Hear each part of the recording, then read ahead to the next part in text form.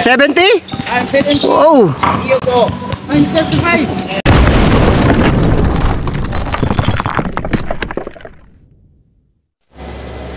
Yun guys, good day. So for today guys, may share ako sa inyo. So sa mga naglalaro ng basketball, no, nakakatuwa kasi nagpa-practice kami gawa ng kasali tayo sa liga rito sa Taiwan. So meron kaming nakalaban ng mga Taiwanese. Ayan, so friendly game lang naman. So naka-encounter kami dito na 70 years old. Yes, he is 70 years old but he can play basketball. Nakakatuwa, grabe, sa edad niya napakalakas pa niya, grabe. Compare sa amin, halos 40 years old ang pagitan, guys, no? Grabe. 70 years old siya pero nakakapaglaro, nakakashot, nakakatakbo. Grabe.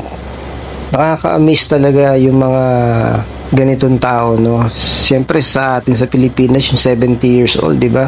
Hindi na kayang tumakbo ng ganito, hindi na makapaglaro. Siyempre, yung iba, hindi ko naman nilalahat pero nakakagulat kasi first time ko talaga nakakita ng ganito, 70 years old pero nakakalaban pa namin talaga. 'Di ba?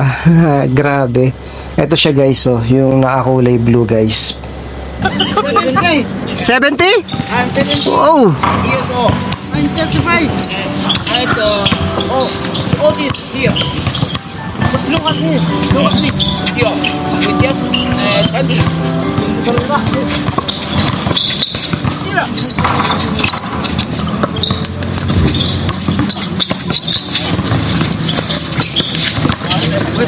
Hey, no, yeah.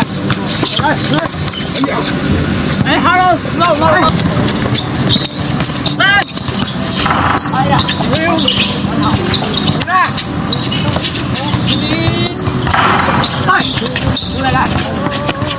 Hey,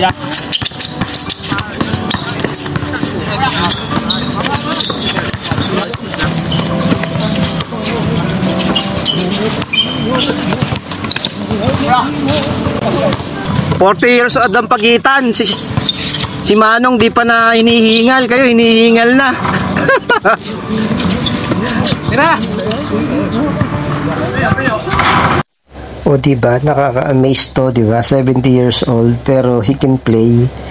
So, siyempre kami, yung mga kasama ko, talagang nakadalawang set lang, hinihingal, tapos palitan kami guys.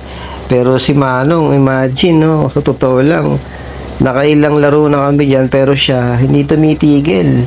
Nung nakailang set na kami dyan, nakalipat siya na ibang court, kasi 3x3 yan guys eh. So, kung sino manalo, stay pa rin sa laro, tapos papalitan ng ibang gustong maglaro. Kami, palitan kami. Lagi kaming talo sa kanila guys. Syempre, hindi naman namin masyadong nilalaro talaga. Pero grabe yung resistensya ni Manong. Sobrang tindi. Hanggang makauwi kami guys, andyan pa yan sa court, naglalaro pa rin. Diba? Nagpunta kami dyan, 3 PM.